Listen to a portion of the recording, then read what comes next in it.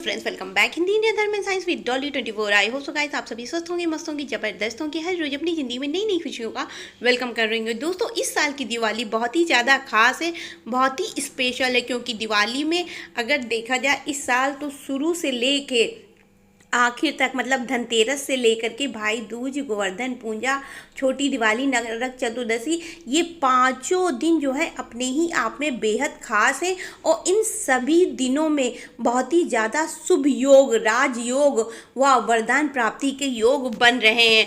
और ये मैं ही नहीं, हर कोई अपने आप में ही जान सकता है, जो साधारण तौर से भी धर्म के प्रति रुचि रखता है, धर्म को जानता है और हर चीज़ में मतलब उसकी जानकारी है, तो वो अपने आप ही जान जाएगा। क्योंकि धनतेरस जैसे पड़ा शुक्रवार के दिन, उसके बाद में नरक चतुर्दशी शनिवार के दिन, और ये दोनों ही अपने अपने उसमें जो है बेहद खास हैं।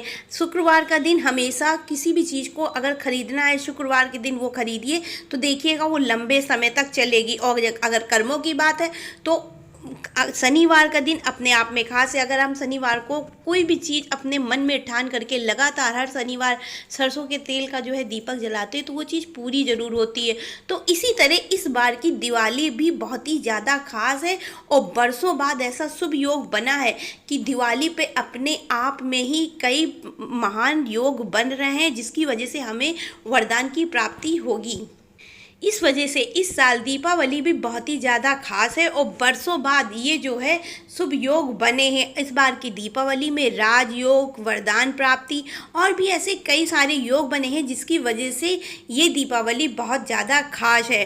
और इस वजह से यदि आप दीपावली में गणेश, लक्ष्मी के साथ सरस्वती का पूजन करते हैं तो आपके हर कार्य में आप जो भी करेंगे, जहाँ भी अपना धन लगाएंगे, वो हर हाल में उत्तम होगा, सही होगा।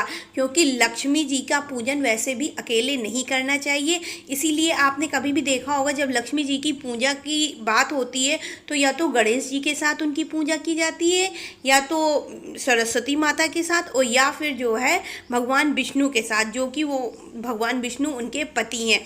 इसके अलावा अगर आप माता लक्ष्मी की पूजा लाल वस्त्र, पीले वस्त्र व हरे रंग में करते हैं तो जिस भी चीज़ को आप अपने मन के अंदर रख करके लक्ष्मी माता का पूजन करेंगे तो वो हर हाल में उत्तम होगा, सिद्ध होगा। क्योंकि लाल रंग, पीला रंग और हरा रंग, ये तीनों ही माता के जो है परम प्रिय रंग माने जाते हैं और इनसे माता बहुत ही ज़्यादा आकर्षित होती है।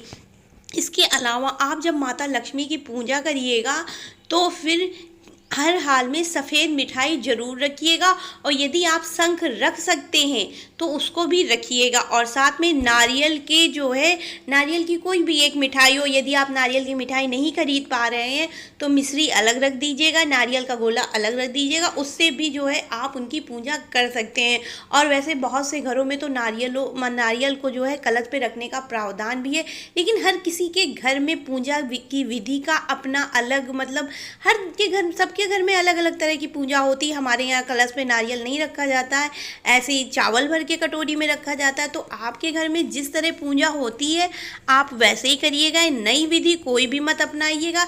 लेकिन हाँ, नारियल की मिठाई या नारियल जरूर रखिएगा, इससे आपको सौभाग्य की प्राप्ति होगी।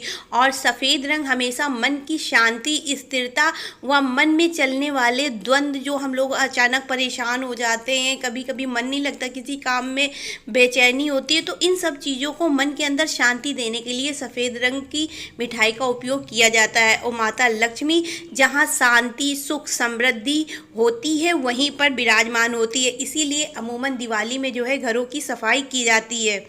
इसके अलावा इस बार की जो दिवाली है वो राहु केतु को भी बहुत ज़्यादा मतलब बैलेंस कर रही है, कंट्रोल कर रही है।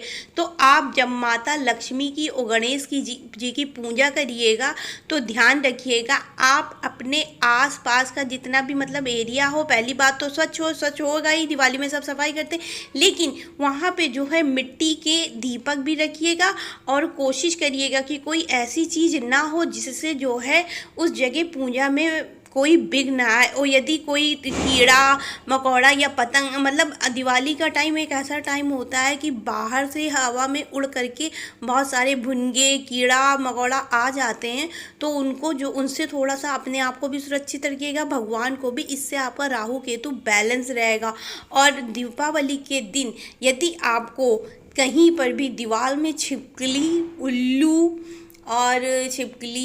और कोई ऐसा जैसे तितली बिल्ली, ये सब चीज़ें अगर नज़र आ जाती हैं तो ये आपकी दीपावली का मतलब ये पूरा साल, इस साल से अगले साल की दीपावली तक का बहुत ही ज़्यादा शुभ होगा। आपको जो है हर हाल में लक्ष्मी जी की प्राप्ति होती रहेगी। और दीपावली पे कोशिश करिएगा, और दीपावली में आप कितनी भी लाइट्स लगाएं लेकिन मिट्टी के दियों को ज़रूर से ज़रूर जलाइए, क्योंकि मिट्टी के दिए जलाने से आपके अंदर भूमि तत्व मजबूत होता है, जिससे आपके जीवन में स्थिरता आती है, बैलेंस आता है और आपके जीवन को एक सही क्रम मिलता है। इसके अलावा भगवान पर हल्दी का लेपन भी करें, हल्दी से जो है भगवान को टीका लगाएं, माता लक्ष्मी के भी जो है टीका लगाएं। और हरे फल का आपको हर हाल में भोग लगाना ही लगाना। अगर आप ला पाते हैं तो लगाइए, वरना आपके पास जो भी है उससे भगवान का पूजन करिए, क्योंकि भगवान भाव के भूखे होते हैं, आपके द्वारा दिए हुए किसी भी चीज़ के नहीं। और यदि आपके पास क्षमता है, आप ला सकते हैं, इतने सक्षम हैं, तो ज़रूर से ज़रूर हरे फल का भोग लगाइए। इसके अलावा पीले रंग के फूल व माता लक्ष्मी को आप हो सके तो लाल रंग का फूल, और यदि आप ला सकते हैं तो कमल के फूल से जो है माता लक्ष्मी का पूजन करिए। और अगर आप कमल का फूल खरीद के नहीं ला पा रहे हैं, बिज़ी हैं, टाइम में नहीं है, काम में घर में परेशान है, तो आप कृत्रिम रूप से, मानसिक रूप से जो है कमल के फूल को अपने आप में बनाइए और उसको जो है माता लक्ष्मी के चरणों में अर्पित करिए, और ये आपके लिए बहुत ही ज़्यादा शुभ रहेगा, उत्तम रहेगा। और माता को सफ़ेद फूल भी अर्पित करें।